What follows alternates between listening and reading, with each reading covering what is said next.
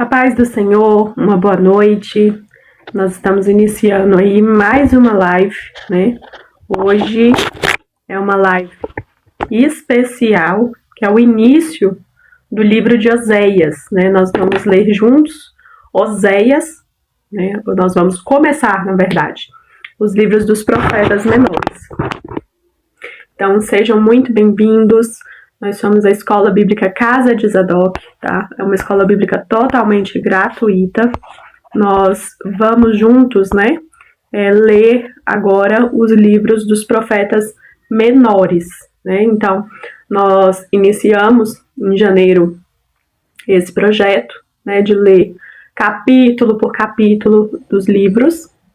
E nós iniciamos fazendo um projeto de janeiro, que era o projeto da sabedoria, né? Se você está aqui aí desde janeiro, você conhece que nós iniciamos janeiro, né, capítulo por capítulo do livro de Provérbios. E aí nós estendemos isso para toda a Bíblia. Então, fica aqui com a gente. Nós hoje vamos iniciar Oséias capítulo 1. Os livros, a gente vai fazer todos os livros dos profetas menores do Antigo Testamento, tá bom? Então, nós vamos começar aí por Oséias, mas se assim Deus permitir, nós vamos fazer todos os livros dos profetas menores, tá bom? Então, você que tem dúvidas, né, sobre o que estava acontecendo naquela época, você que tem dúvidas sobre a divisão, né, de Reino do Norte, Reino do Sul, o que estava acontecendo, qual a importância desses profetas menores estarem profetizando, né, estarem falando com o povo naquela época, né? O livro de Oséias, ele tem 14 capítulos, tá? Ele tem 14 capítulos e ele acontece ao mesmo tempo de outros profetas que vocês também vão ver que ele apresenta aí em outros livros, né? A gente tem Oséias, a gente tem Amós, a gente tem mais ou menos essa época que Oséias está falando, a gente está lá em 2 Reis. Então tem muitas coisas no Antigo Testamento que muitas pessoas têm dúvidas, né? Essa ordem dos livros, né, do Antigo Testamento, ele não está numa ordem cronológica. Então, se você tem dificuldade de entender o que aconteceu primeiro, o que aconteceu depois, por que aquilo ali foi escrito, tudo isso a gente vai tentar trazer aqui para você, tá bom? Lembrando que isso é um incentivo para você estudar a Bíblia mais profundamente, tá? Por que, Bárbara? Isso é um incentivo para você estudar a Bíblia mais profundamente. Porque em 1 hora, 1h30, a gente não consegue trazer aqui para vocês tudo o que precisa, né, para se aprofundar nesse tema, né, nesses temas do Antigo Testamento, que eles são muito detalhistas, né, tem frases, tem versículos que tem vários significados, tem várias coisas, né, o hebraico, ele tem o aramaico, ele tem vários significados. Então, o nome de cada pessoa significa alguma coisa, cada região que está escrita aqui, cada localidade que está escrita tem um significado, tem uma descrição.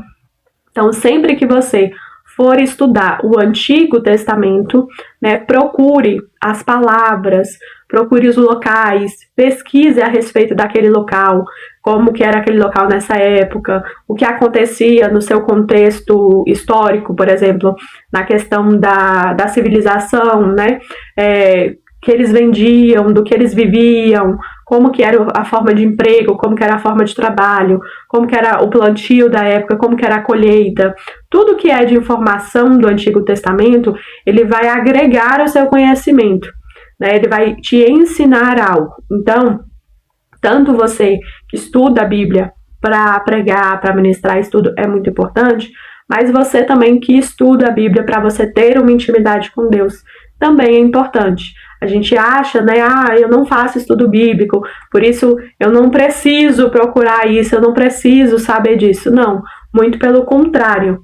Todos aqueles que querem uma intimidade com Deus, querem entender a grandiosidade de você, do sacrifício de Jesus, de você entender a necessidade da vinda de Jesus, ele vai explicar detalhadamente no Antigo Testamento. Então, o Antigo Testamento, ele aponta para Jesus.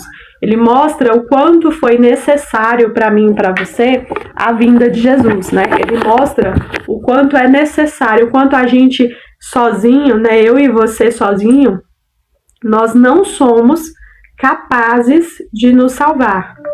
Então, a vinda de Jesus, ela é extremamente necessária. A Bíblia que eu vou acompanhar vocês hoje, que é a Bíblia da NAA, tá? Eu gosto muito de acompanhar com ela por causa da linguagem do dia de hoje, né? Tô com meu caderno, minha caneta, pra gente poder junto estar estudando o livro de Oséias, tá bom? Separa o seu material. Antes de começar qualquer estudo bíblico, Bárbara, sentei para fazer um estudo bíblico, sentei para fazer um devocional, sentei para ler a Bíblia, sentei para fazer qualquer coisa da parte de Deus, né? Vou escolher um hino, vou escolher alguma coisa da parte do Senhor, vou participar de qualquer coisa para Deus. Inclua sempre a oração antes de tudo. Então, sempre você tira um momento de oração para que Deus possa estar tendo liberdade, né? De te mostrar, de te ajudar, de te ensinar, de abrir a sua mente, de abrir o seu coração para o que está sendo ensinado, tá bom? Então, feche os seus olhos por um instante e vamos orar. Senhor Deus Todo-Poderoso, Pai, muito obrigado pela Tua graça, Tua misericórdia e o Teu cuidado conosco. Pai, perdoa, Senhor, os nossos pecados, as nossas falhas, as nossas transgressões. Que o Senhor possa, meu Deus, meu Pai, com o Teu sangue, Pai, nos lavar e nos santificar, nos purificar, Pai. Senhor, abre a nossa mente, abre os nossos olhos, os nossos ouvidos, o nosso entendimento para a palavra que vai ser lida, Pai, que nós venhamos conseguir entender, que ela possa ser como uma semente no nosso coração e ela possa dar frutos. Pai, pelo poder do sangue de Jesus, aonde essa live chegar, cada pessoa, cada alma, Pai, que estiver assistindo, que o Senhor possa ter liberdade de se fazer presente, tanto aqui comigo neste lugar, quanto aonde essa pessoa está. Que ela possa saber, Pai, que o Senhor é real. Que o Senhor possa falar no coração dela, Pai. Que nós não venhamos sair os mesmos, Senhor, desta live. Porque o Senhor falou conosco. Diminua a Bárbara, diminua a Nayara, Pai, que o Teu poder possa se manifestar. Que o Teu poder possa ter liberdade para curar, para libertar, para transformar, Pai, as nossas vidas. Porque nós precisamos de Ti. É o que nós pedimos. E desde já, Senhor, nós agradecemos em nome de Jesus. Amém? Então, desde já a gente glorifica o nome de Deus, né? Glorificado seja o nome do Senhor. A paz do Senhor para todo mundo, boa noite, perdão o atraso.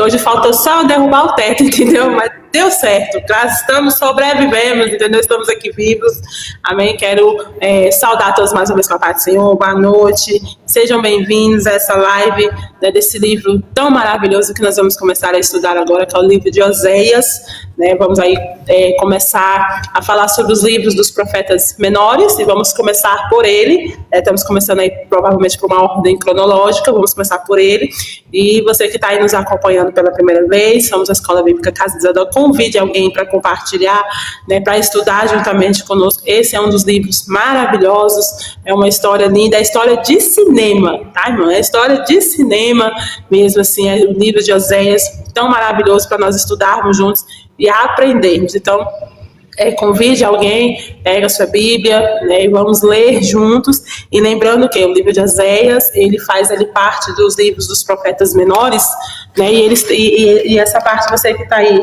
pela primeira vez, o que é isso, né, profetas menores? Quando nós pegamos a Bíblia, né, a Bíblia com seus 66 livros, ela tem ali umas divisões, porque a Bíblia ela não está em ordem cronológica dos fatos, tá? Então ela foi uma biblioteca, né? A Bíblia é como se fosse uma biblioteca, e aí cada livro está numa estante, vamos colocar assim, né? Aí a gente tem o Pentateuco, que é os 5 primeiros livros, nós temos os livros históricos, nós temos os livros de Salmos, aí nós temos os livros poéticos, aí nós temos os profetas maiores e os profetas menores. Os profetas maiores não era porque eles eram mais importantes, não, é porque eles profetizaram por um longo período maior. E os profetas menores é porque o período de profecia deles é curto, né? Apesar que Oséias, né, ele deve ter profetizado ali para 8 reinos, mas assim, efetivamente mesmo, ele profetizou para 2 ou 3, efetivamente, né? Então assim, por isso que ele está ali na categoria dos profetas menores. Então, Quando você ouve falar dos profetas maiores, os profetas menores, não é porque, por exemplo, Isaías é o profeta maior, porque ele é muito importante, não, é porque ele profetizou mais tempo e pela grandiosidade do ministério. Aí Amós, né, Oséias, Malaquias, Abacuque, já são os profetas menores, porque o período, né, ali é bem pequenininho. O livro de Oséias, ele acontece no mesmo período que Isaías está profetizando. Olha que coisa maravilhosa. Por quê? Porque nesse tempo aqui, existiam os dois reinos, que era o reino do sul e o reino do norte, que era o reino de Judá e o reino de Israel. E aqui, Oséias está no reino de Israel, né, falando para o povo que está no reinado de Israel. E então existem muitos profetas que eles são contemporâneos, irmão. Enquanto um estava profetizando em Judá, o outro estava profetizando no reino de Israel. Assim, então é por isso que às vezes confunde a cabeça das pessoas, porque assim, poxa, mas não era mais fácil ter colocado a Bíblia de ordem cronológica? Eu também acho, mas nós não estávamos lá, entendeu, para dar essa opinião, mas acharam melhor assim. Então, para vocês se encontrarem ali. Quando nós falamos dos profetas do Antigo Testamento, você lê o livro de Reis, o livro de Crônicas, que ele vai contando a história. A história de Oséias, ela entra dentro de 2 Reis, capítulo 17. Olha que legal, né? Então, quando você estiver lendo ali 2 Reis, capítulo 17, tem o reino de Uzias, Jeroboão II, aqueles reinos ali, aí o Oséias está profetizando nesse período de tempo aí, para você poder se encontrar dentro da Bíblia. É claro que fica bem legal, irmão, porque isso nos incentiva a estudar mais ainda. Então, eu quero te convidar a acompanhar o livro de Oséias conosco e olhar como Deus olha para você. Você já se perguntou até que ponto Deus me ama? Até que ponto Deus ama alguém? O livro de Oséias é exatamente isso, é Deus mostrando até que ponto Ele ama alguém. E exatamente isso, né, que a Nayara está falando. Hoje, como o primeiro capítulo eles são poucos versículos, a gente vai... Bárbara, seu som está muito baixo. Muito baixo, peraí. Agora tá melhor? Fala aí, tô vendo. Teste som. Tá baixo. Baixo. No início que você estava falando, deixa eu tirar meu microfone aqui. Esse é o microfone. Som. Agora você tá me ouvindo? Mais ou menos? Eu acho que é o microfone do celular, mas vamos lá. Vou botar aqui mais de pertinho. Vamos lá. Esse primeiro capítulo, a gente vai fazer muito essa introdução, porque ele é um capítulo mais curto. Mas é muito importante que você entenda a época que nós estamos falando. Então, você que é novo convertido, você que nunca fez estudo, você que, né, acompanha, né, as pregações aí de acordo com o que a igreja vai pregando no domingo, né? É importante que nesse livro de Oséias você participe conosco no seu tempo que você tiver e puder parar, para você pesquisar as coisas dos nomes, né, da época que nós vamos citar aqui. Por quê? Porque nós tivemos ali Deus libertando o povo, né? Moisés vem Gênesis, Êxodo, Levítico, Números, o Pentateuco, que é os primeiros 5 livros da Bíblia, até Deuteronômio ali, e Moisés deixa essas leis para o povo seguir e fala que Deus quer ter um relacionamento com o povo. Até aí todo mundo conhece essa historinha, né? Vem a parte dos juízes, que é quando Deus liberta o povo, e aí Deus coloca juízes para julgar, né, as causas das pessoas, para ajudar, para administrar essa parte mais burocrática da cidade, sendo Deus, né, o rei deles. Só que todas as civilizações, porque enquanto a Bíblia está sendo escrita, irmãos, o mundo está acontecendo. Se vocês pesquisarem, houve várias coisas que aconteceram no mundo durante a Bíblia ser escrita. Então, eles começaram a observar que os outros países, os outros locais do mundo, eles têm reis, eles têm pessoas que administram, né, a cidade representa um povo. Então, o próprio povo começa a pedir para Deus para instituir um rei entre eles. Até aí você também conhece.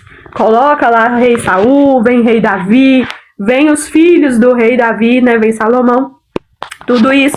E aí há uma divisão. Por quê? Porque eles não começam mais a entrar em acordo, não começam mais a concordar em nada.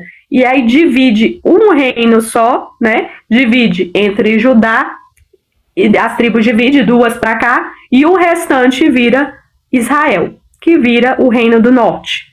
Por isso, quando nós falamos reino do sul, reino do norte, é porque houve essa divisão. Nada mais, nada menos do que cada um fica com a sua opinião, cada um tem o seu rei, e cada um decide para onde vai prosseguir o seu país, né? Cada um decide como é que vai prosseguir civilmente.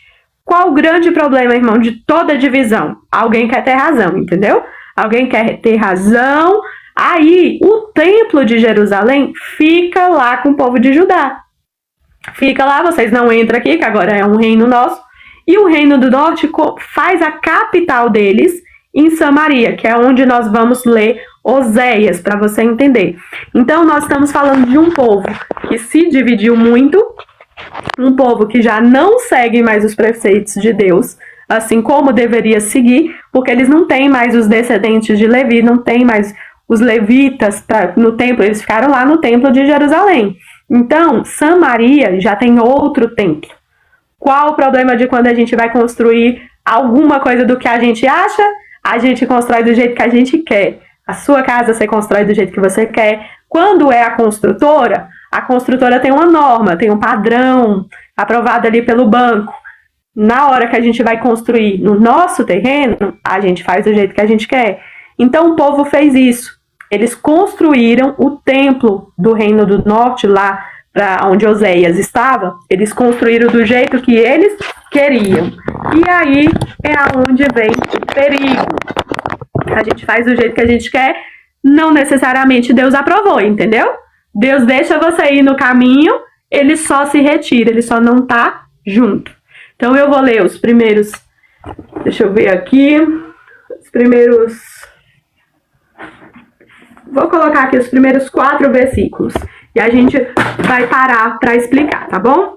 Então diz aí, abre a sua Bíblia, Oséias, capítulo 1, versículo 1, diz assim: Palavra do Senhor que foi dirigida a Oséias, filho de Beri, nos dias de Uzias, Jotão, Acás e Ezequias, reis de Judá, e nos dias de Jeroboão, filho de Joás, rei de Israel. Quando pela primeira vez o Senhor falou por meio de Oséias, o Senhor lhe disse: Vá e case com uma prostituta, e tenha com ela filhos de uma prostituta, porque a terra se prostituiu, desviando-se do Senhor. Então Oséias foi e casou com Gomer, filha de Diblaim, que ficou grávida e lhe deu um filho. E o Senhor disse a Oséias: Ponha nele o nome de Jezreel, porque daqui a pouco castigarei a casa de Jeú por causa do sangue derramado em Jezreel. Vou acabar com o reino da casa de Israel.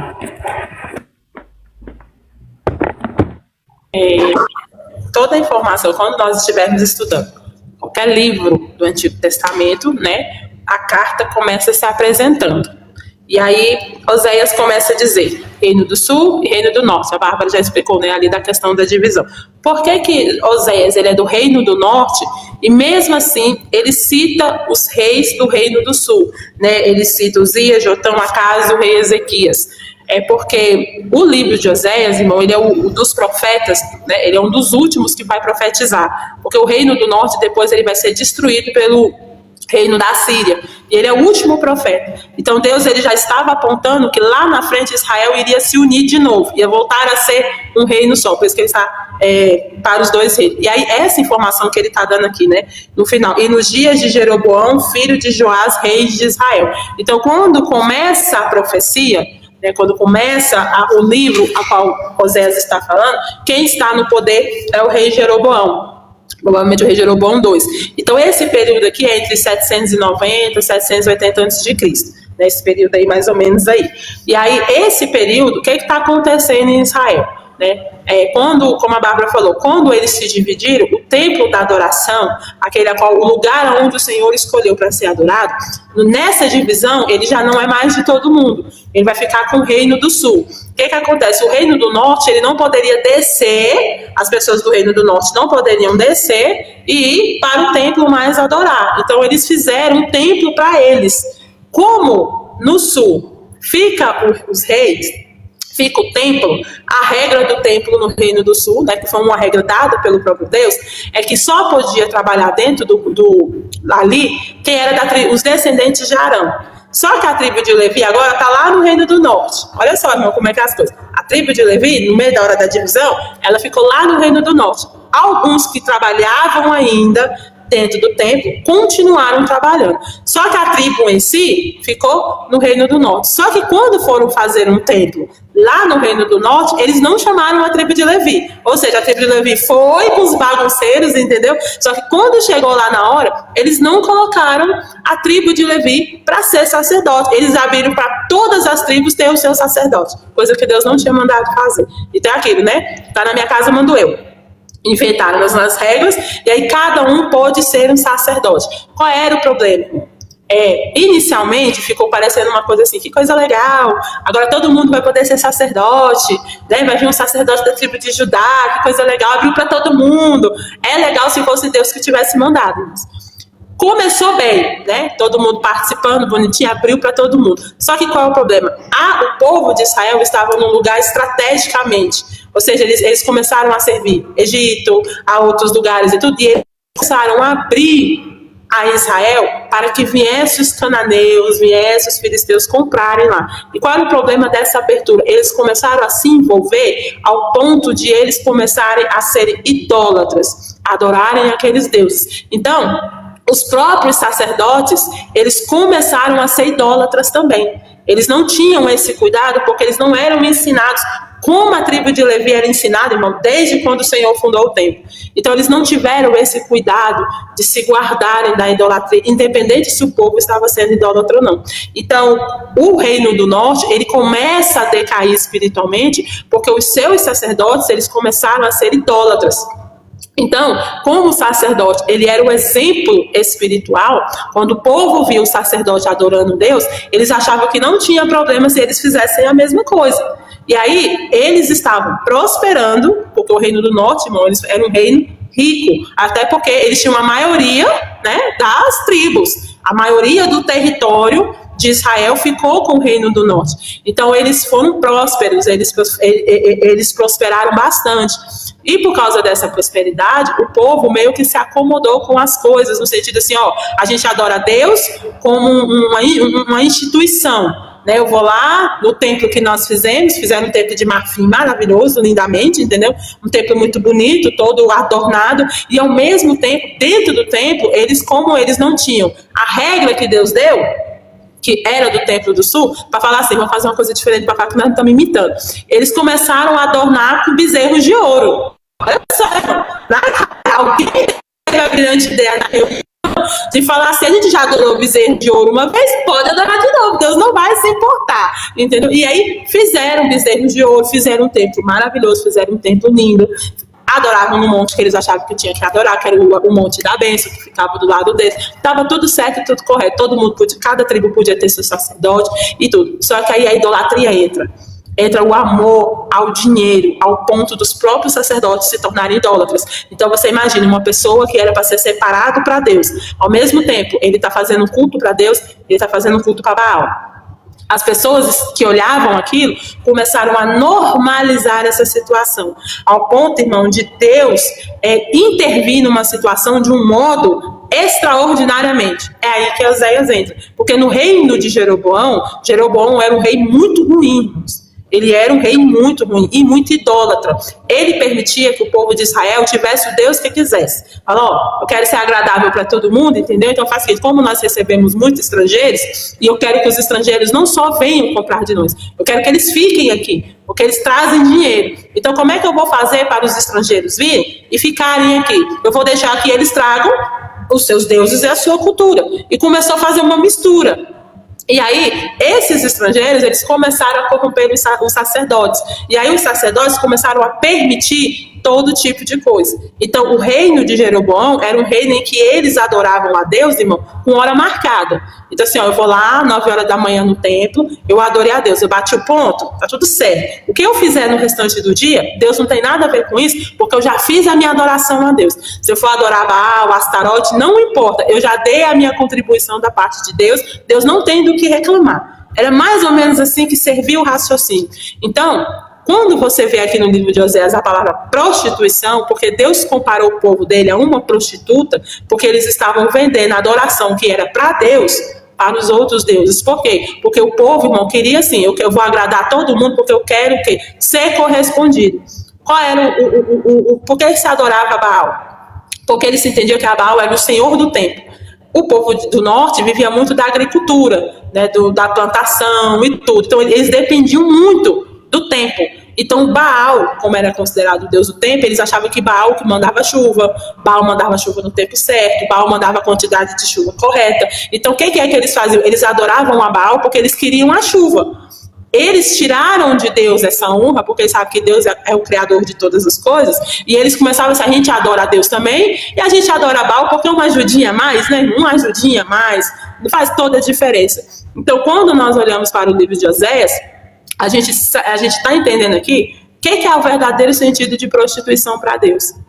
É Deus se sentir, né, trocado, porque Deus ele estava sendo trocado por uma prosperidade falsa.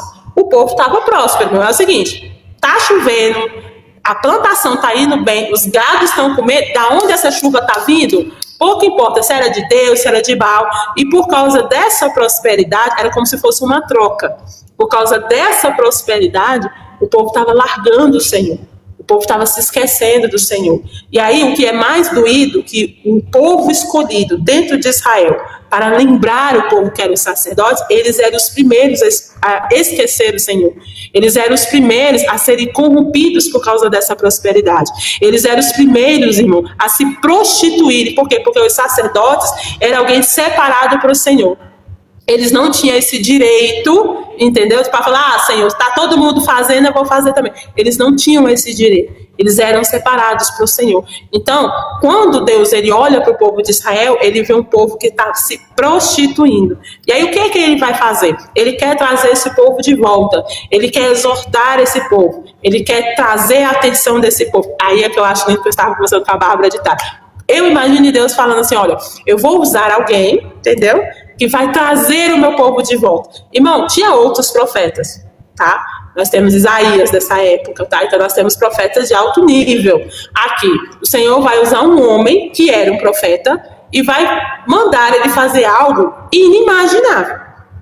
E aí existem alguns teólogos que falam assim, não, Gomer não era prostituta, entendeu? Ela se tornou prostituta, mas ela não era. Irmão, não vamos brigar com aquilo que está escrito. Aqui está escrito que ela já era prostituta. Mas por que a gente muitas das vezes não aceita isso? Existe até uma tese dizendo que não, essa ordem não era literal, sabe? Assim, era simbólica. Não sei como é que esse pessoal chega nesse raciocínio. Por que eles não querem aceitar isso? Porque o profeta no Antigo Testamento, irmão, ele tinha um posicionamento de ofício. Você ser profeta, você era escolhido por Deus. O sacerdote, para ele ser um sacerdote, era a tribo dele que tinha que ser escolhida. Então, ele querendo ou não, ele era um sacerdote. Então, vem da família, era coisa de sangue, sabe? Nasceu na família, você tinha que ser sacerdote. O profeta não. O profeta era Deus que escolhia alguém. Então, quando Deus escolhia o profeta, aquele profeta ele era encaminhado para uma escola, chamada Escola de Profetas, porque ele ia aprender sobre como ouvir a voz do Senhor. Quem fez essa escola de profetas foi quem? Foi Samuel. Samuel que começou a criar ela ali, entendeu? Como é que vamos escutar a voz do Senhor, o que a gente faz, maravilhoso. Então, existia uma escola de pessoas preparadas para ser profetas. E essa escola, ela tinha tanto no Reino do Norte como no Reino do Sul. Aí o Senhor vai usar alguém. Ele não chama alguém da escola de profetas, mas Oséias já era um profeta. Só que ele vai usar o profeta não somente para falar, eis assim diz o Senhor. Ele vai usar a vida do profeta como uma profecia. Eu acho que é uma das vezes peculiares na Bíblia que Deus vai fazer isso. Usar alguém como mensagem. Usar alguém como exemplo. E aí ele vai falar para Oséias, Oséias, você vai casar com uma prostituta porque o meu povo se prostituiu. Então o Senhor vai fazer ali uma analogia. E aí, irmão, eu acho sensacional, porque vamos entrar nessa parte depois, mas por que eu acho sensacional? Porque lá na frente você vai ver o povo indignado com Oséias. Oséias, como é que você faz isso? Como é que você casa com uma prostituta? Que absurdo! E era isso mesmo que Deus queria. Deles achar um absurdo o profeta fazer isso, mas eles não achavam absurdo eles se prostituírem. Eles trocarem Deus por Baal.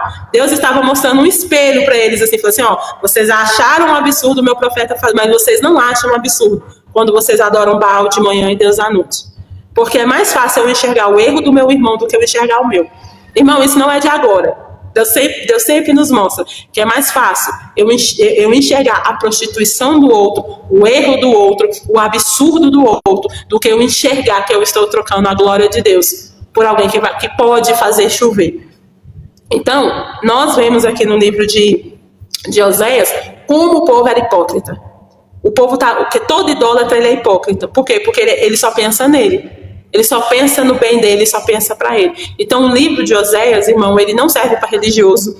O livro de Oséias, ele não serve para pessoa egocêntrica, porque ele quebra o nosso egocentrismo, ele quebra a nossa hipocrisia, ele quebra a nossa religiosidade, ele quebra o nosso senso de escolha, porque vamos falar a verdade, se você tem um Isaías, um homem de Deus reto, entendeu, para profetizar, aí o Senhor chama um Oséias, chama um Amós, sabe, que não tem nada a ver com a história, lá do outro lado, entendeu? Então assim, Deus ele pega uns improváveis, para fazer algo muito improvável, irmão, porque tinha tantos jeitos de Deus consertar o povo. Oséias não tinha nada a ver com isso, irmão. Ele não tinha nada a ver com a prostituição. E você sabe o que eu acho maravilhoso? É que quando ele se casa com ela, ele sabia que ela ia traí-lo. Ele sabia que ela ia ser infiel. Você faria isso? Você permitiria que Deus usasse a sua vida para ser uma mensagem e para isso ele mandasse você fazer algo muito difícil? Que a sua reputação ia ser jogada no lixo, o seu conhecimento ia ser jogado no lixo, o seu nome ia ser jogado no lixo para consertar um povo que não merecia?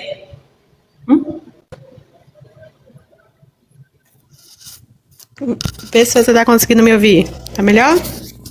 Então vamos lá. E é interessante, irmãos, porque, como a Nayara falou, nós temos vários profetas nessa época. Profetas de nome, profetas que estão dentro da escola de profetas, e na mesma época, Deus pega Oséias e pega Amós, que aí depois você vai pesquisar quem é Amós, estava lá no gado, entendeu? Cuidando da vida dele, e aí Deus manda ele fazer algo e ele vai.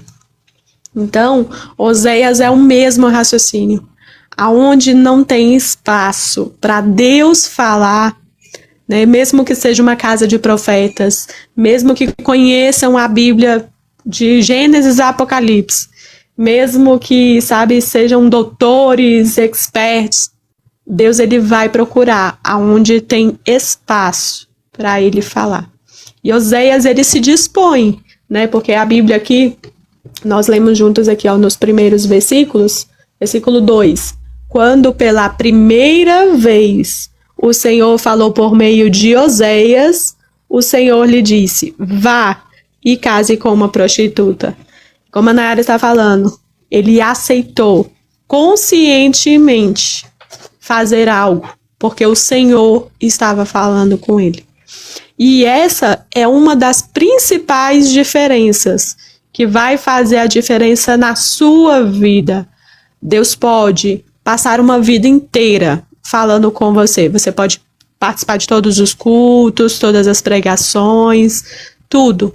Mas se você não tiver um relacionamento com Deus, de saber ouvir a voz de Deus, de conhecer Deus de verdade, é onde nós sempre destacamos aqui o Espírito Santo. Aquela pessoa que conhece Deus, que tem relacionamento com o Espírito Santo, ela tem uma certeza que ninguém tira ela de Deus. Ninguém, sabe, engana, ninguém leva. Por quê? Porque você sabe quem é a voz do Senhor. É diferente. E aí o versículo 2 continua assim. Tenha com ela filhos de uma prostituta, porque a terra se prostituiu, desviando-se do Senhor. Aquilo que nós estávamos comentando. Tinha ao redor, né, os cananeus, o Egito, filisteus, outros reinos. E a vontade de se misturar, sabe? A vontade de ser aceito. Vamos fazer porque o mundo está fazendo e está dando certo no mundo. A gente vai fazer também, entendeu? A gente só troca os nomes, tenta fazer um pouquinho assim diferente para não parecer que é cópia, mas vamos fazer a mesma coisa.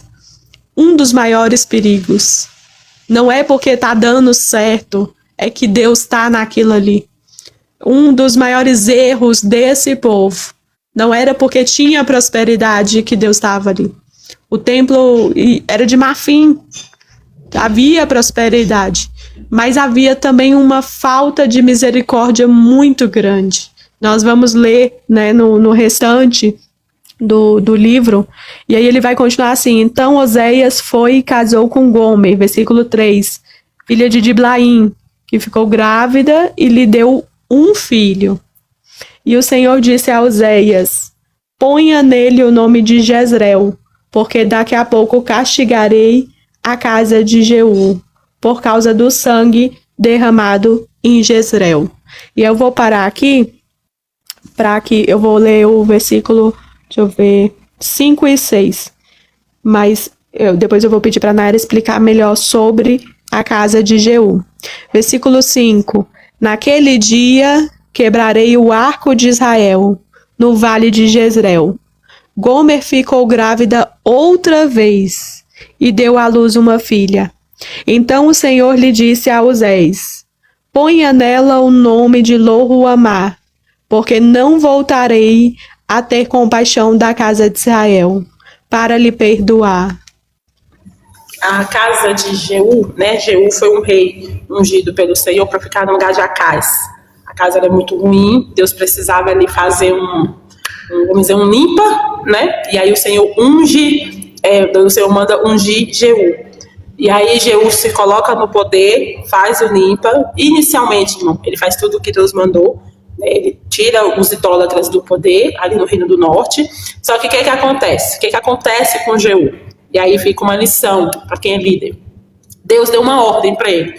Você vai tirar toda a família da casa do poder, você vai tirar os idólatras e você vai tirar os sacerdotes. Parou aí, Deus deu uma ordem, um limite para ele. Jeú, quando se tornou rei, poder, sabe, aquele negócio do posso tudo, faço tudo, quero tudo, dou conta de tudo. Ele foi lá, fez o que Deus mandou, tirou do poder, tirou os sacerdotes, colocou os sacerdotes.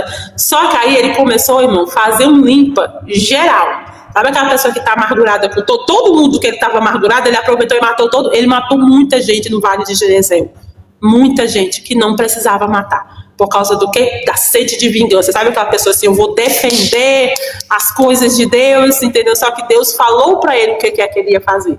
Mas ele no ato da defesa, sabe, o ato de eu vou fazer melhor, eu vou fazer mais, ele matou gente que não precisava matar no Vale de Jezreel. E aí o que Deus? Deus irou com ele. Como é que pode, né, irmão? Deus manda você fazer um negócio, você faz, entendeu? Aí você passa só um pouquinho do limite assim, né? Porque você se inspira, né? Aí eu quero fazer certo, demais. E aí matou gente que não precisava. Então, o primeiro filho de Oséias com Gomer, né? O nome Gomer significa assim, paralisação, aonde para, né? Por isso que Oséias é o último antes do reino do norte ser atacado pelo povo da Assíria. E interessante que todo nome tem um significado, né? O nome de Oséias significa salvação, ou seja, Deus estava trazendo o próprio nome dele, apontando para Cristo, né? Uma história que nós vamos falar já no final. E aí, quando ele dá o primeiro nome, o Senhor revela o nome. Porque na cultura, no Antigo Testamento, quem escolhia o nome era o homem. E todo nome tinha um significado. Quando alguém nascia, o significado era porque naquele dia aconteceu algo especial, ou ele trazia uma mensagem especial, isso era revelado no nome. E aí, por isso que é bom, você que está estudando a palavra, estudando a Bíblia, toda vez que você for estudar um texto bíblico, se tiver um nome de alguém, o nome de uma cidade, você tenta procurar o significado no original, tá? Se você lê no Antigo Testamento, você procura ali o significado do nome dele no hebraico. Se você estiver lendo lá no Novo Testamento, você pega o significado dele no grego. Todo nome tem um significado. E o nome de Jezreel significa isso, a justiça para a casa de Jeú. Por quê? Porque Jeú passou do que Deus mandou ele fazer. E isso, irmão, pelo fato de Jeú ir com grande brutalidade, fez com que muitos que estivessem em Israel fizessem uma rebelião. E aí, por causa dessa rebelião, o outro rei que entrou se usou dessa rebelião para falar assim, olha, nós temos que nos equipar, porque pode se levantar um outro Jeú, entendeu? Pode se levantar um outro Jeú. Então, vamos nos equipar. E aí, como é que eles se equiparam? Com estrangeiros. Você está vendo que um erro de Jeú abriu espaço para que os estrangeiros... E aí foi por causa da vinda dos estrangeiros é que o povo começou a ficar idólatra. Então, você que é líder, faça só aquilo que Deus te mandou. Ah, mas eu quero fazer muito certo, eu quero fazer mais. Cuidado, porque o mais, esse mais certo aos nossos olhos, esse mais correto aos nossos olhos, pode se transformar em algo terrível. Faça só, se Deus mandou você fazer o simples, o beabá, faça. Porque você pode desencadear algo que lá na frente, irmão, vai valer vidas.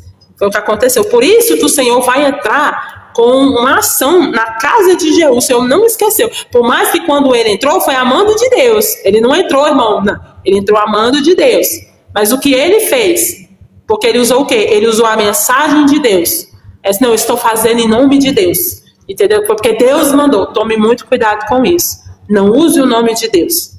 É Deus quem nos usa, não somos nós que usamos Deus. Nós somos servos de Deus, não somos adoradores de um Deus servo. Então tome muito cuidado nessa defesa que nós temos. Eu preciso defender a minha igreja. E por causa dessa defesa daí você põe todo mundo para fora. Eu preciso defender a minha placa. Eu preciso defender meu ministério. E por causa dessa defesa que você faz sem a direção de Deus, você bate em pessoas que você não precisa bater. E o sangue delas é precioso para Deus. Deus não se esqueceu do que Jeú fez. Então, o primogênito, irmão, o filho primogênito, ele era o filho querido. Sabe aquele filho querido? Ele era o filho adorado, ele era o filho desejado. Então, o primeiro filho do Moisés, ele já bota um nome desse, entendeu?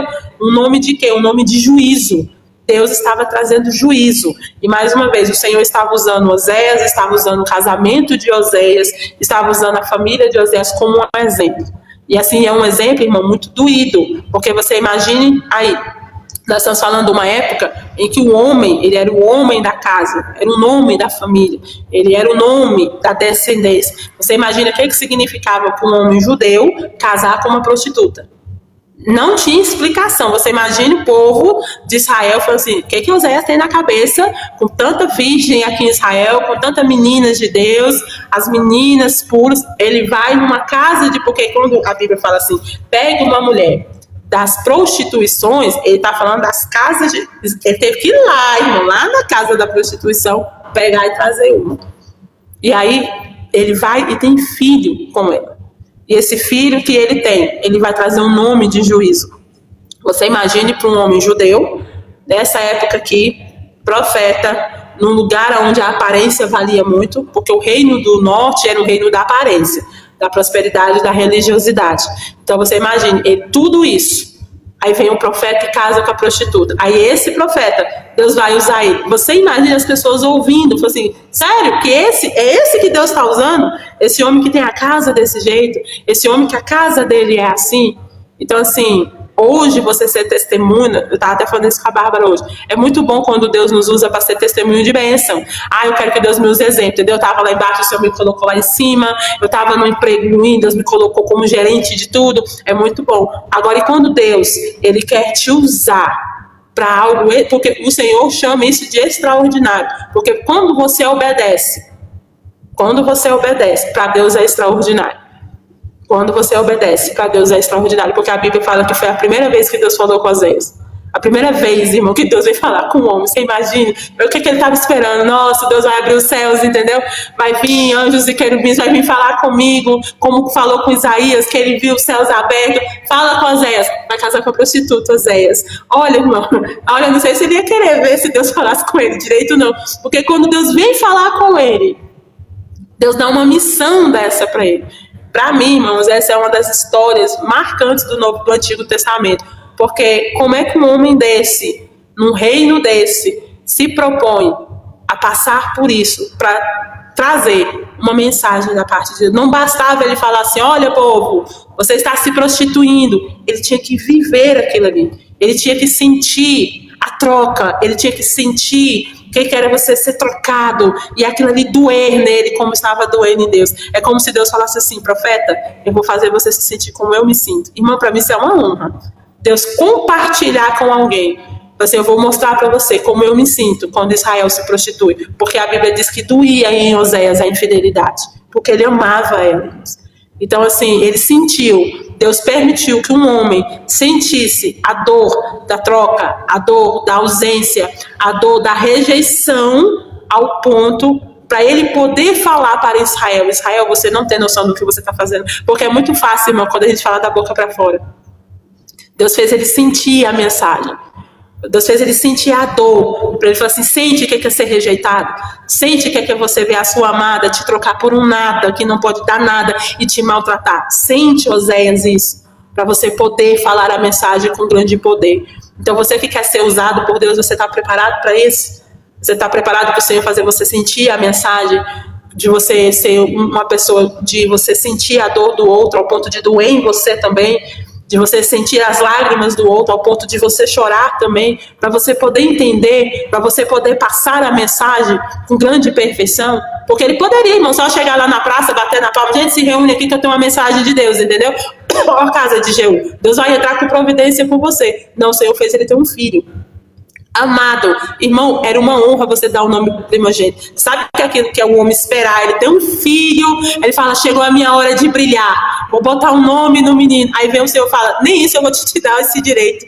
Nem isso, Zé, você casou com a mulher que você não queria, entendeu? Chegou a hora da honra do homem no casamento, botar o nome no filho. Nem essa honra eu vou te dar. Você está preparado para ser usado nesse ponto e de você obedecer, tirar os seus direitos, abrir mão dos seus direitos, abrir mão das suas vontades, abrir mão do seu querer, para você obedecer o chamado de Deus? É sobre isso que é o livro de Oséias, um homem que abriu o direito dele, o direito dele, de escolha dele, para ele ser um instrumento na mão de Deus, para ele ser um instrumento, e de Deus compartilhar com ele o sentimento do que o Deus tem, colocar um humano para sentir, dizendo, olha, do jeito que você vai sentir, é como eu me sinto, às vezes, quando o meu povo me larga. E aí, Oséias tem 14 capítulos. Quando nós começarmos a ler do 7 em diante, você vai ver uma pregação de Oséias, que quem está estudando pregação, eu recomendo esses capítulos, porque você vai ver as pregações dele. Irmão, não está saindo da boca, está saindo do coração, porque ele está entendendo a dor de Deus, humanamente falando. Ele está sentindo na pele o que é que Deus está falando. Deus fez ele sentir primeiro, ele passar, para ele ter autonomia, para ele poder expressar para o povo. É por isso que este livro, ele é maravilhoso por isso, porque ele passa pela mensagem, ele é a mensagem, e ele sente a mensagem, e ele sente o que é o amor de verdade, que só poderia vir da parte de Deus. E isso é maravilhoso, irmãos, porque o que acontece? Oséias, ele tem esse primeiro contato com Deus, né? A primeira vez que Deus vai falar com ele. E muita gente pode até questionar e falar assim, nossa, mas Deus não faz isso, entendeu? Deus não faria isso com ele. Irmão, fez. Além de fazer, o que eu acho mais bonito é que Deus, ele fala com Oséias. E Oséias, ele escolhe aceitar o que Deus está falando para cumprir. E não só viver essa pregação, como escrever, né, isso, e viver isso, e pregar isso, e falar, porque seria muito fácil, irmão. Imagine, só viver no anonimato.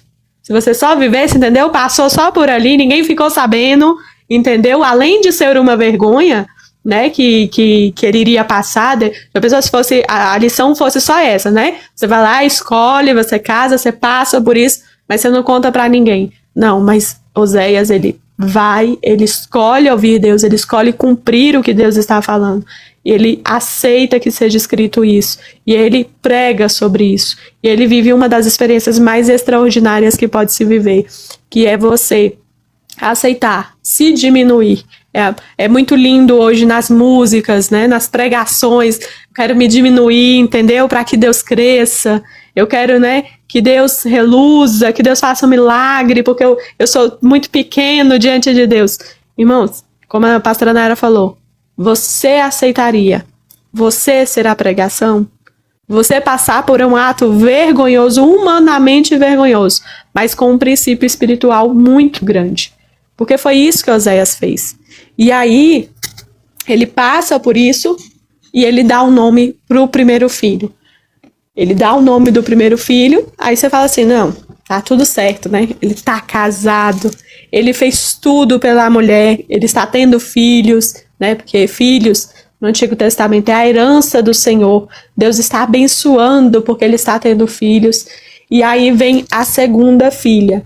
E aí, versículo 6, Gomer ficou grávida outra vez e deu à luz uma filha. Então o Senhor disse a Oséias, ponha nela o nome de Lo-Ruhamá, porque não voltarei a ter compaixão da casa de Israel para lhe perdoar. E aí, nesse versículo, eu destaco um círculo vicioso muito grande que tinha-se no Antigo Testamento. Como eu comecei a live falando com você, o Antigo Testamento, ele tem o povo de Israel, né, ele tem esse costume desde a época de Moisés. Eles fazem o bezerro de ouro, aí Moisés desce, briga, né, quebra as tábuas, fala com o povo, sobe, pede misericórdia. O profeta, o sacerdote, né, e o profeta que foi Moisés, e os outros sempre clamaram a Deus por misericórdia. Vem os reis, também acontece a mesma coisa. Uma hora o povo tá tudo bem, outra hora o povo se desvia, aí vem um outro, pede perdão e Deus perdoa, aí Deus começa a abençoar um tempo de paz, vem o outro, né, sai de novo. Aí vem os reis, vem um rei muito bom, né? Saul começa ali muito bem, depois ele se desvia. Aí vem Davi, pede perdão, Deus perdoa. Então fica esse círculo vicioso. E aí Deus fala através de Oséias. Fala, olha, chegou um tempo que eu não vou mais perdoar. Chegou um tempo que eu não vou mais ter misericórdia. E infelizmente, né, o que Oséias tanto vai profetizar acaba acontecendo como os outros profetas também profetizaram. Que o reino do norte, o reino de Israel, ele termina, ele tem o seu fim. Por mais que seja a grandiosidade de 10 tribos, um povo que tem muito poder, que tem muito dinheiro, que tem muita prosperidade, entendeu? Que as colheitas estão sendo muito boas, que a gente está cumprindo a parte institucional. E isso que nós estamos falando, aí você que está anotando, depois você anota para você pesquisar. A parte arqueológica dessa época de Oséias, ela é muito interessante para você pesquisar. Tem comprovações da época, da parte administrativa, tem os cacos dos vasos lá que vieram escritos, falando que eles tinham da mesma maneira né, as oferendas para Baal, tinham para Deus também. Então, a corrupção desse povo, ela é comprovada historicamente, tá? Ela é comprovada historicamente. E aí, Deus, ele decide, irmãos, falar, olha, agora vai chegar um tempo, vai chegar uma forma que mesmo vocês sendo maiores, mesmo vocês se sentindo melhores, vai terminar. Vai acabar. Vocês não vão ter jeito.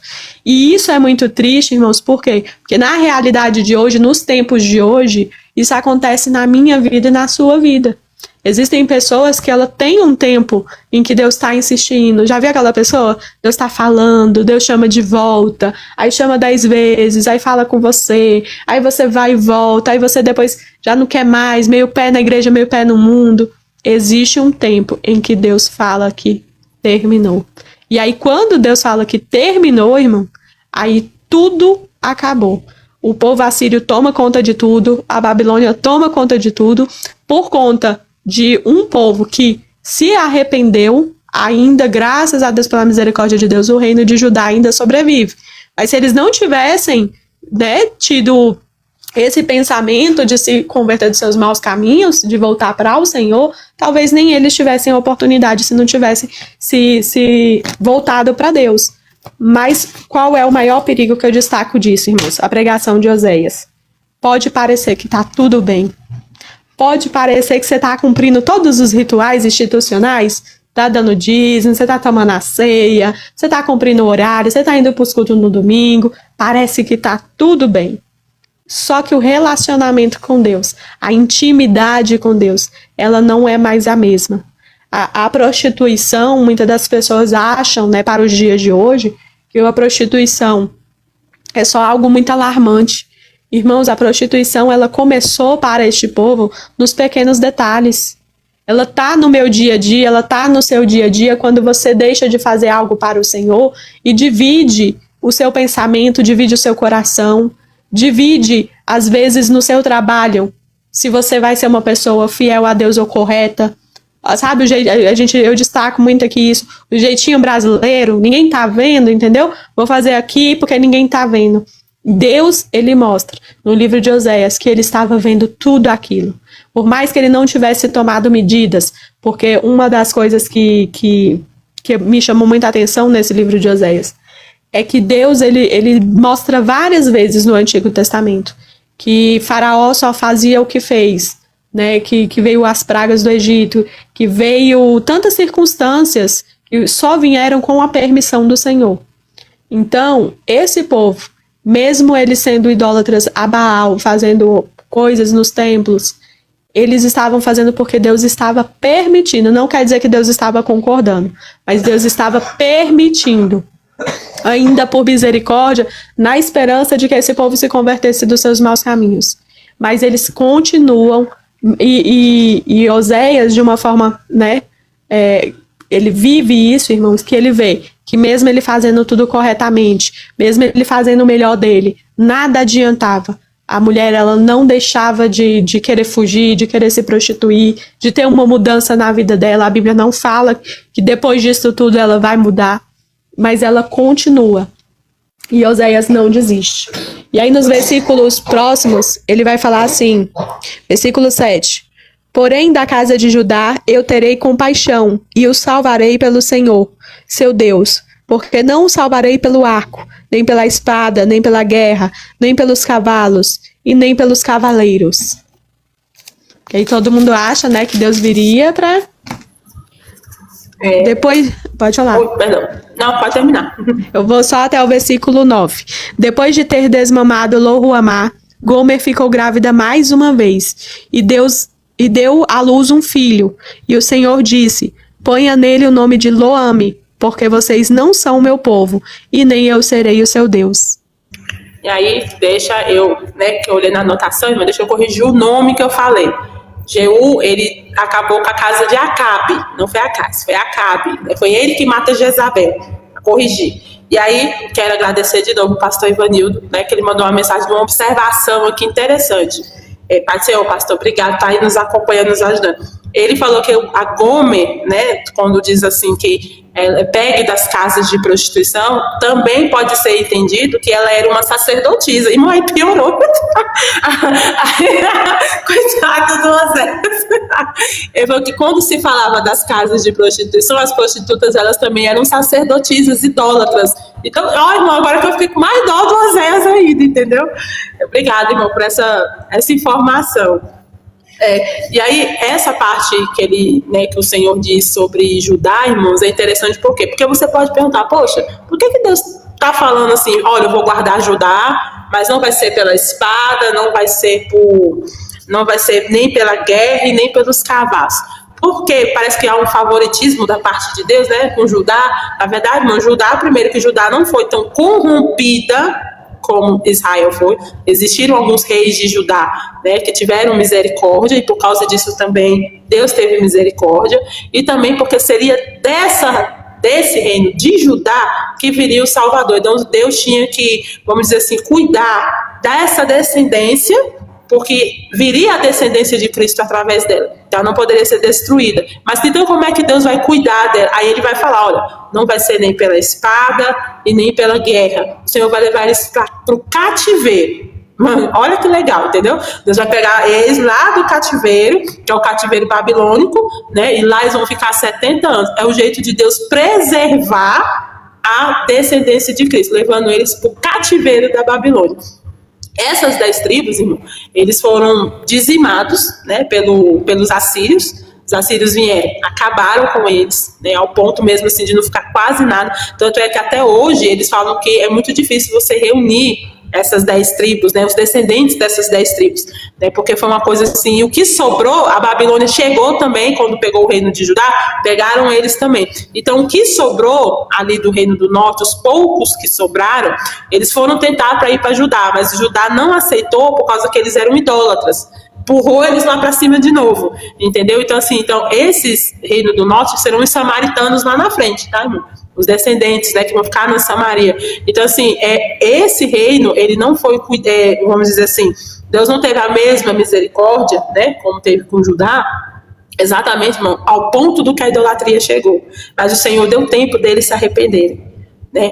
O Oséias, por ser o último profeta antes de acontecer isso, você está vendo que os filhos dele, né, e Deus está sendo rápido, né, Gomer desmamou de um, né, o desmamar era 2 anos naquela época, desmamou de um, já veio outro, porque a mensagem era urgente, a mensagem ela era urgente, e eu quero destacar esse último que ele teve, que diz assim, porque vocês não são o meu povo, e eu nem serei o seu Deus. Parece que Deus está sendo ríspido, né? Porque o nome de Lo-Ami é o Deus que não perdoa, né? Fala assim, nossa, mas como é que Deus não perdoa, né? Deus não é um Deus de perdão, Deus não é um Deus de amor, como é que Deus não perdoa? E na verdade, o que Deus está dizendo assim, é que Deus não participa do povo idólatra.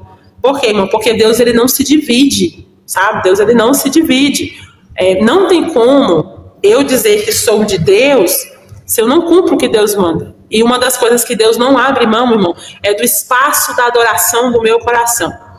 O que o meu coração adora? De quem é o dono do meu coração no quesito adoração? Deus não abre mão disso. Você pode fazer o que você quiser, seguir o ritual como o povo de Israel fez, fazer tudo certinho. O seu coração, o domínio do seu coração, o domínio da sua adoração. E a adoração não é só você louvar, a adoração não é só você cantar, a adoração não é só para ir para o culto. A adoração é uma vida para Deus. É uma vida adorando a Deus. E como é que você adora a Deus? Qual é o maior centro da adoração? Não é entonação de voz. Não é, vamos louvar aqui um louvor de adoração. Bota um hino triste, irmão. Aí fica aquele clima triste, é um clima mais ameno, porque esse aqui é um clima de adoração. Adoração, irmão, é obediência. Quando você obedece ao Senhor, quando você obedece a Deus, você está o adorando. Então, quando a Bíblia diz que você tem que amar o seu inimigo, você consegue fazer isso. Quando você obedece, você está adorando ao Senhor. Quando a Bíblia diz que você tem que estender a mão para o fraco e você consegue fazer isso, porque por obediência a Deus, não por interesse próprio, para você sair na foto, mas por obediência a Deus. Você está adorando a Deus. O livro de Oséias, ele é um livro exemplo de casamento, né? Eu nunca vi, né, irmão? Eu ainda não, mas no dia que eu tiver a oportunidade de fazer um encontro de casais, botar os casais para estudar Oséias. Por quê? Porque a Bíblia diz que Deus, ele se faz com esse relacionamento para mostrar o amor dele como Israel. No Novo Testamento, de Jesus com a sua igreja. E é esse o comparativo do amor do marido para com a esposa. É o tanto que Jesus ama a igreja. Você consegue ver esse comparativo no livro de Oséias. Até que ponto um homem vai, porque está amando uma mulher. Ele vai acima da cultura, ele vai acima da religião. Você sabe por quê, irmão? Porque religiosamente falando, você sabe o que é que o homem merecia? Apedrejamento. E se ela fosse para o apedrejamento, Oséias estava na razão dele. A lei mandava ele, a lei não mandava ele lá resgatar e pagar por ela, não. Foi ela que saiu de casa, sabe? Não foi ele que a repudiou. Ela saiu de casa para voltar para o mundo da prostituição. Então a lei falava assim, por infidelidade. E outra coisa, foi algo visível, todo mundo viu. Entendeu? Não foi nada escondido, foi exposto. Ela tinha que ser apedrejada. Então ele passou por cima da lei, ele passou por cima da cultura, ele passou pelos direitos dele, porque era o nome dele que estava sendo jogado, sabe? A razão do homem, sabe? O ego, pelo ego do homem, por causa, ele tinha todo esse direito. Ele tinha o direito, porque esses nomes que Deus está dando, que é nome de juízo, eram nomes ruins, irmãos. Era como se ele tivesse, assim, aparentemente, religiosamente, é como se ele estivesse jogando uma praga nos filhos. Porque você imagina, você ter uma mulher, uma menina, que o nome dela significa sem compaixão, sem amor. Porque o nome, irmão, simbolizava também o futuro da pessoa. Então, ele estava dizendo para aquela mulher, para aquela menina, que o nome dela significaria sem compaixão. Não vai ter compaixão para você. Então, você imagina uma menina crescer com esse nome. Então, tudo que está em volta da vida de Oséias é uma quebra de tudo. É uma quebra de religião, é uma quebra de lei. Ele tira os direitos dele, ele tira o nome dele, o ego dele como homem, porque Deus quis usá-lo para trazer uma mensagem. Então, quando nós olhamos para o nome desse terceiro filho, que diz o Deus que não perdoa, você pensa, nossa, mas que palavra dura, que exortação dura que Deus está dando. Mas por que Deus não perdoa, se Deus ele é um Deus, se ele é o Deus do perdão? É porque aquele povo fez uma escolha. E a escolha daquele povo é que eles queriam Deus sim, mas eles não queriam só Deus. Só Deus não bastava. Entendeu? Só as providências de Deus não bastava. Só a prosperidade que Deus estava dando não bastava. Então o problema não é você falar, não, pastora, mas eu tenho Deus no meu coração. O problema não é você ter Deus, é você achar que só Deus não basta. Eu tenho que ter Deus, mas sempre tem um mais. Mas só Deus não basta. E aí, nós que estamos, né, que somos obreiros da casa do Senhor, nós temos esse perigo de cair neste buraco. Por quê? Porque nós ensinamos para a pessoa que só Deus não basta. Você tem que se sacrificar. entendeu? Só Deus não basta para te perdoar, você tem que pagar o preço, você tem que descer fundo no culto, lá embaixo, você tem que descer, você tem que fazer isso, você tem que fazer aquilo, você tem que dar tanto, você tem que ofertar tanto, você tem que se sacrificar, você tem que suar, você tem que dar vida, porque só Deus não basta. Tome cuidado com isso, quando você achar que só Deus não basta. Só o que Jesus fez naquela cruz não basta. Você tem que ter uma participação, você tem que ter um esforço. Irmão, os cultos de Baal, eles eram muito teatrais, muito expressivos. Então as pessoas gostavam do culto de Baal porque eles se sentiam participantes, sabe? Corresponsáveis pela bênção. Porque quando eles recebiam, é porque eles se doavam, é porque eles deram, é porque eles fizeram, eles cultuaram, então eles mereciam. Então só Deus não bastava. Então Deus falou assim, eu não posso perdoar um povo que não me tem como suficiente. Eu não sou o suficiente para eles, sabe? Você precisa de mais. Ou seja, só Deus na sua vida não é suficiente. Você só vai conseguir se sentir amado quando Deus te der o emprego que você quer, o casamento que você quer, a casa que você quer. Só você saber que Deus te salvou não está bastando. Então, tome isso como uma reflexão hoje. Senhor, por que não está bastando? As outras bênçãos são para acrescentar. O principal já veio, que foi a salvação do Senhor. Seu nome escrito no livro da vida. Se isso não está te bastando, isso não é suficiente. Não é só isso que eu quero. Eu quero mais. As outras religiões estão aí para te dar isso. Mas é esse perdão que o Senhor não dá, sabe? Quando nós vemos Deus, Ele não é mais o suficiente. E quando nós olhamos para hoje, olhamos para nós, parece que nós estamos ensinando isso para as igrejas de Deus. Deus não é mais suficiente, entendeu? Você tem que fazer muita coisa, você tem que ralar, você tem que suar para você conseguir, porque Deus não é suficiente. Então o livro de Oséias está dizendo isso, que Deus não estava perdoando aquele povo, porque eles olhavam para Deus e falavam, Deus, o Senhor não está sendo suficiente, eu preciso do Baal. O Senhor não está me abençoando do jeito que eu quero.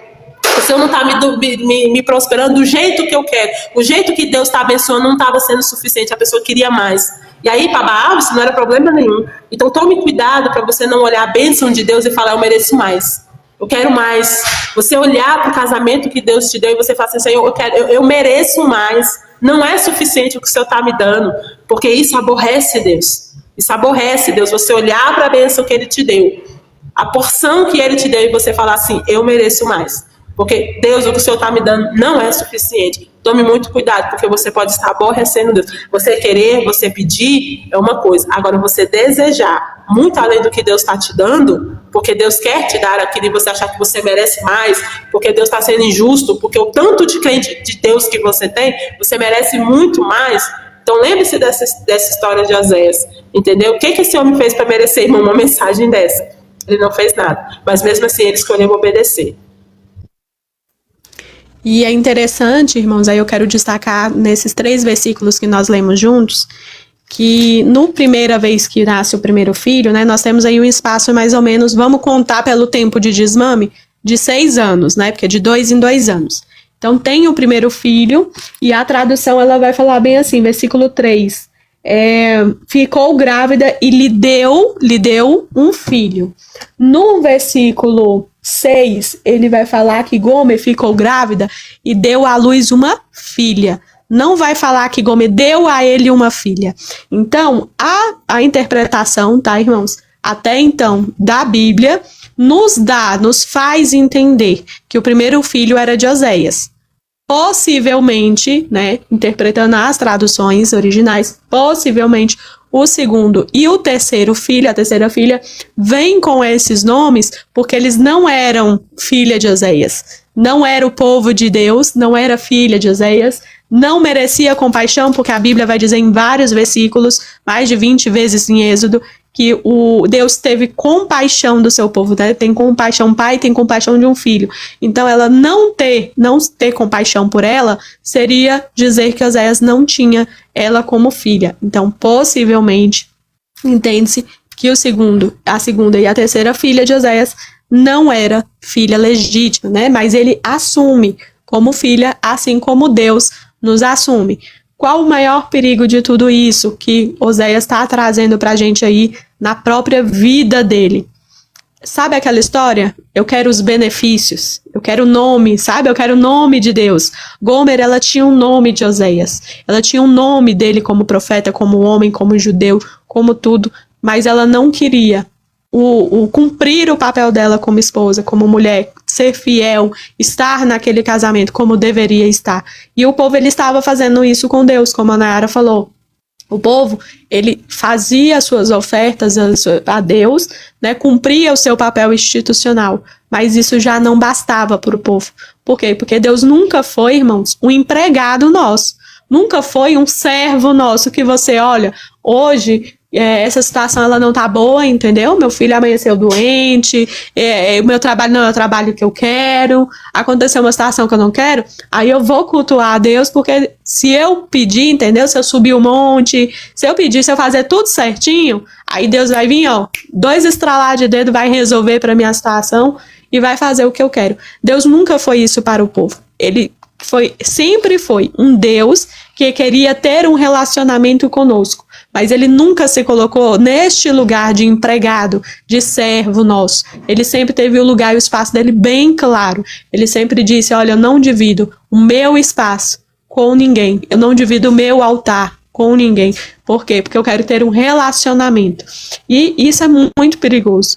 Porque Deus, ele só servia nessa época, irmão, vamos fazer o sacrifício para Deus, para que a ira de Deus não caísse sobre nós. Por quê? Porque eles tinham a referência de Moisés, eles tinham a referência de Davi, eles tinham a referência de Salomão, eles tinham a referência dos outros reis, dos outros povos que passaram por experiências com Deus. Então vamos fazer o básico para ver se a gente engana Deus. Vamos fazer o básico para ver se Deus aceita. E o que Deus não quer dar para a gente consegue com outros deuses. E aí eles pegam os outros deuses, eles servem Baal, eles servem os outros deuses para ter aquilo que eles querem. Hoje não está sendo diferente. Você vê, as igrejas estão tentando se adequar, né, ao mundo. Vamos tentar ser agradável para as pessoas gostarem. Vamos tentar combinar as luzes, o show, as roupas, para as pessoas, né, se sentirem confortáveis de estar na casa do Senhor. Não é o que Deus deixou escrito. Não é o que Deus ensinou que tem que falar, que tem que ensinar. Somos nós, né? Nós temos que pegar Deus para se adequar ao que nós queremos. E isso hoje, a Oséias, ele é muito real para os dias de hoje. Ele vem trazer, aí nós vamos ler mais para frente, muitas profecias a respeito de Cristo. Ele vem trazer muitas coisas falando assim, o amor de Deus, que está acima dessa falta de caráter do homem, está acima das iniquidades que o homem pratica. É a prova de que ele nos amou, mesmo nós não conseguindo ser perfeitos para ele, né, fazer o que precisava ser feito. E aí, nos últimos versículos, do versículo 10 e 11, ele vai falar a respeito do futuro de Israel. Ele vai falar, versículo 10, todavia, o número dos filhos de Israel será como a areia do mar, que não se pode medir, nem contar. E acontecerá que no lugar em que lhes foi dito, vocês não são meu povo, ali mesmo se dirá a eles, vocês são filhos do Deus vivo. Os filhos de Judá e os filhos de Israel serão reunidos e constituirão sobre si uma só cabeça. Eles se levantarão da terra, porque grande será o dia de Jezreel. E aí ele encerra com essa profecia, né, irmãos? Dizendo que um dia, né, parece que Deus está sendo contraditório, né? Está falando que não vai perdoar, agora já está falando que é o Deus vivo. Na verdade, o Senhor aqui está falando do futuro. Ele está dizendo, lá no futuro, vocês voltarão a ser um povo só. Naquela época, era impossível, tá, irmão? O Reino do Norte, o Reino do Sul entrar em consenso era impossível. Mas o Senhor falou assim, vai acontecer um dia que vocês se tornarão um só. Quando olhamos para Israel hoje, a nação de Israel hoje, eles são um só. Como Oséias e outros profetizaram. E ele fala assim, vocês serão de uma só cabeça, ou seja, de um reino só, vocês se unificarão novamente. Vocês serão, e eu serei o Deus de vocês. Eu voltarei a ser o Deus vivo, o Deus de Israel, quando vocês voltarem a ser um povo só. Mesmo eles sendo divididos, irmão, Deus ele usou homens dos dois lados. Porque mesmo eles sendo divididos, eles ainda eram o povo de Deus. Deus não quebrou a aliança com eles, porque eles resolveram se dividir.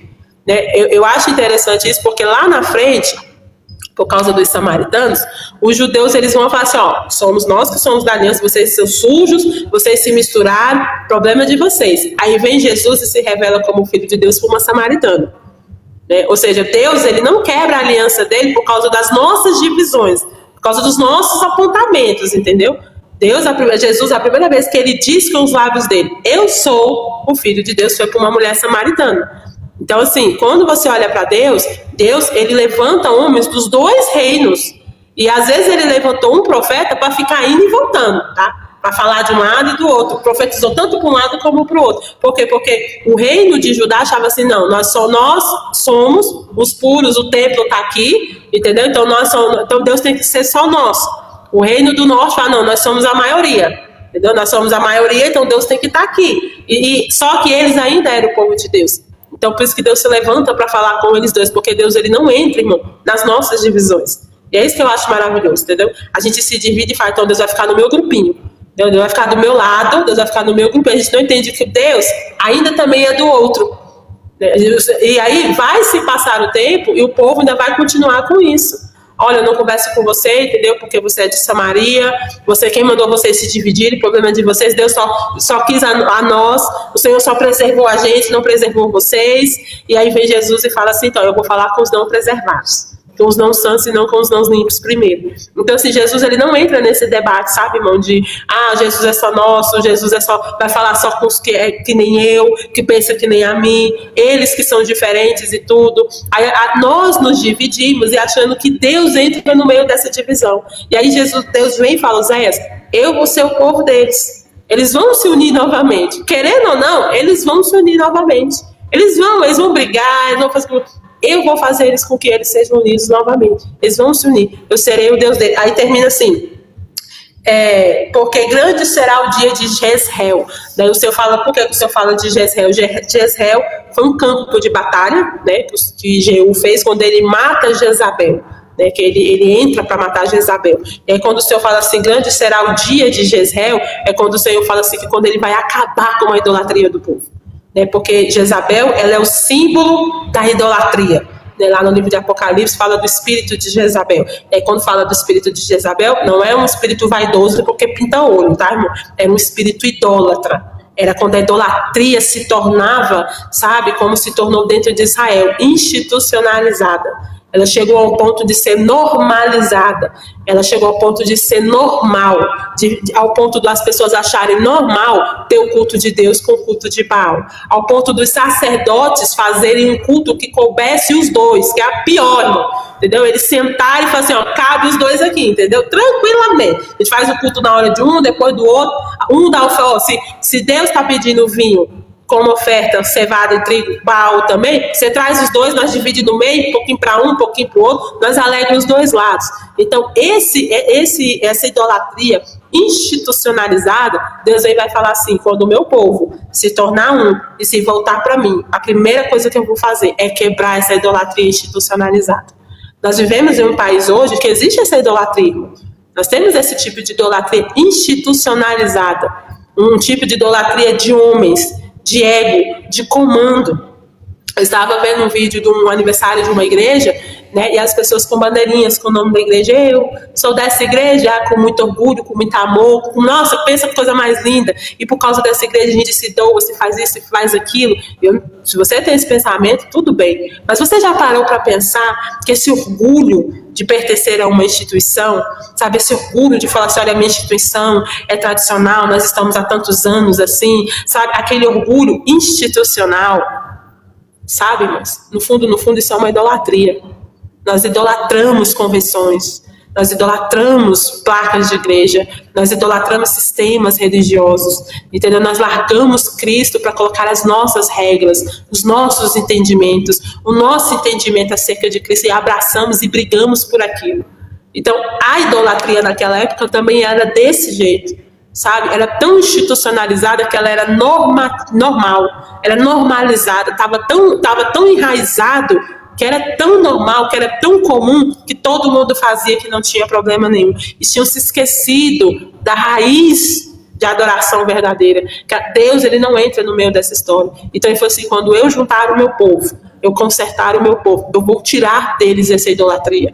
Eu vou tirar essa sensação, sabe, do comodismo, do que, se eu estou adorando a Deus, não tem problema no que eu faço durante a semana. Você já ouviu isso? Né? Os desigrejados têm muito disso. Olha, eu fui lá adorar a Deus no domingo, o que eu faço durante a semana não é problema de ninguém. E não é mesmo não. Mas você consegue ver Deus, o Deus que você adorou domingo presente nessa sua semana, lá no seu trabalho, lá na sua faculdade, lá na sua escola, dentro da sua casa, nas suas conversas, no seu histórico do seu celular, você consegue ver Deus no meio disso? Ou a gente só consegue enxergar Deus no templo? Porque a idolatria institucionalizada, ela começou a nascer quando o povo achou que adorar a Deus era só ir ao templo. Ou seja, eu fui no templo, eu levei a minha oferta, aí eu posso voltar porque eu já adorei a Deus, eu já fiz a minha parte, a minha obrigação. Agora Deus vai fazer a obrigação dele, que é me abençoar.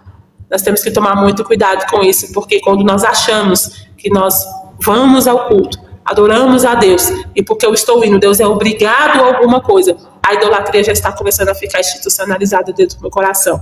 Que este livro seja um alerta para a minha vida e para a sua vida, porque o Senhor, ele rejeita isso. E ele fala, eu vou limpar o meu povo, eu vou tirar o meu povo dessa idolatria institucionalizada, que ela é tão pequena, irmão, ela começa como uma erva tão pequenininha, mas ela cria uma raiz terrível na nossa religiosidade com Deus.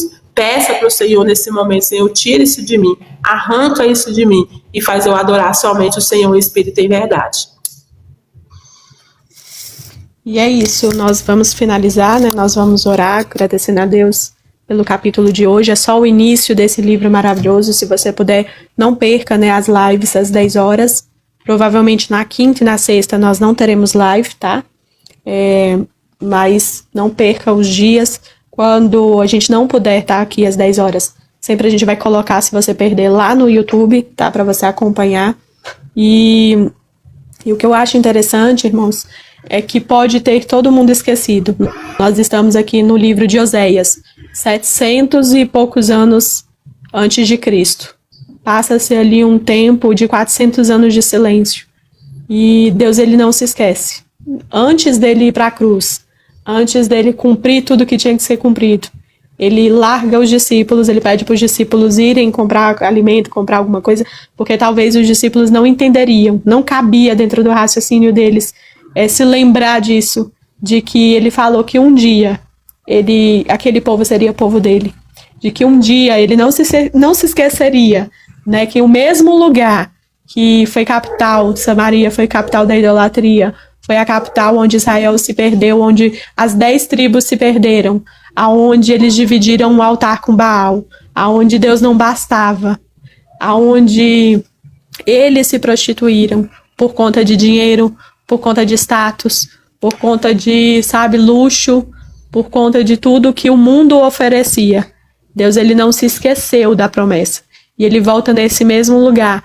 E ele fala para a mulher samaritana que a partir daquele momento, estava muito breve o momento, ela não precisaria de um lugar específico para conhecer a Deus. Ela não precisaria entrar em Jerusalém, que eles não podiam entrar. Ela não precisaria usar o templo corrompido que foi construído na época para Baal e os outros deuses. Ela não precisaria das normas humanas. Sabe o que Jesus estava falando para mim e para você? Olha, lá em Oséias, muitos sofreram, porque, como a Nayara falou, virou institucional, virou normal, sabe? Estava sendo lançado ali no administrativo, no livro administrativo, era registrado, todo mundo sabia. Tava, olha, sabe quando a gente tem leis que apoiam? Olha, tá tudo bem, entendeu? Estamos dentro da lei, estamos seguindo o normativo, ninguém tá reclamando de nada, parece normal, parece bom. E aí Deus estava falando, olha, naquela época, parecia bom, todo mundo fez, e muitos se corromperam porque não tinha outra opção, talvez. Foram ensinados a isso, mas chegou um tempo em que as regras humanas, elas não cabem mais como desculpa para mim e para você não conhecer a Deus. E era isso que Jesus estava falando. Então, nós vamos orar. A oração aqui é breve, nós não podemos nos estender muito, logicamente, mas eu sempre peço isso. Você que sentir da parte de Deus, desligue o celular, desligue a live quando nós finalizarmos, mas que você possa dobrar os seus joelhos, que você possa sentar onde você está no trabalho, em casa, aonde você estiver, que você possa continuar falando com Deus, aquilo que está dentro do seu coração. Talvez você foi como o Gomer, talvez você teve todas as oportunidades para ser uma boa pessoa, para conhecer a Deus, para melhorar, mas as ofertas, o luxo, o dinheiro, né, a tranquilidade, a paz, né, a gente vende a nossa paz para não causar briga, para não causar uma indisposição, a gente acaba cedendo. Mas talvez hoje Deus consiga mostrar para você que vale a pena você ser a diferença. Mesmo que você não tenha reputação, mesmo que as pessoas falem, nossa, de novo você vai voltar para a igreja, você vai fazer isso de novo, vai virar virgem de Calcutá, sabe? Vai ser a boa zona, vai querer fazer as coisas certo, não vai mais mentir, não vai mais, sabe, fazer as coisas erradas, não vai mais beber, não vai mais fumar, você vai ser careta de novo. Porque foi uma das coisas que eu ouvi quando eu voltei para Cristo. Você vai ser careta de novo. Mas Cristo, quando você tem um relacionamento com Cristo, vale a pena, assim como Oséias. Você sabe por que você está escolhendo ficar com Cristo. Você sabe que vale a pena. Oséias, ele sabia que valia a pena perder a vida dele, a reputação dele, o nome dele, para ser fiel a Deus. É pela vida eterna, não é pelo que o mundo pode oferecer. Porque talvez o mundo pudesse oferecer tantas coisas melhores para ele, mas ele preferiu a fidelidade a Deus. Amém? Então feche seus olhos, vamos orar. Senhor Deus Todo-Poderoso, Pai, muito obrigado pela tua graça, a tua misericórdia e o teu cuidado. Pai, que esse seja o início, Senhor, de pessoas que querem transformar, Pai, a sua vida, que querem transformar as suas atitudes, que querem te conhecer de verdade. Pai, nós precisamos te conhecer. Nós precisamos, meu Deus e meu Pai, entender este amor tão grande que foi capaz, Senhor, de mover o coração de Oséias para cumprir uma profecia, para entender, para viver uma pregação e para pregar, Pai, com a certeza de que o Senhor cumpriria aquilo.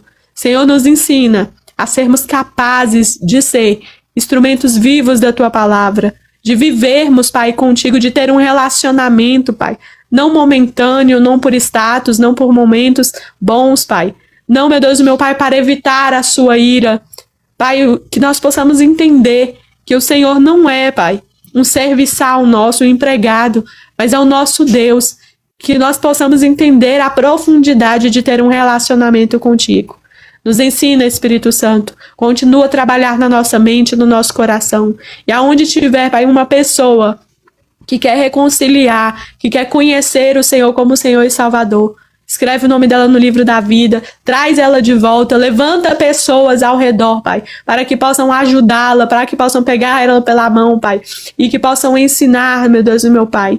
Nós acreditamos, Senhor, que o ensino nos salva, nos liberta, nos transforma. Por isso, Senhor, nos ajuda a continuar, Senhor, nos teus caminhos. É o que nós pedimos pelo poder do sangue de Jesus. Amém? Então é isso. Até amanhã, se Deus permitir. Capítulo 2 do livro de Oséias, tá bom? Até amanhã.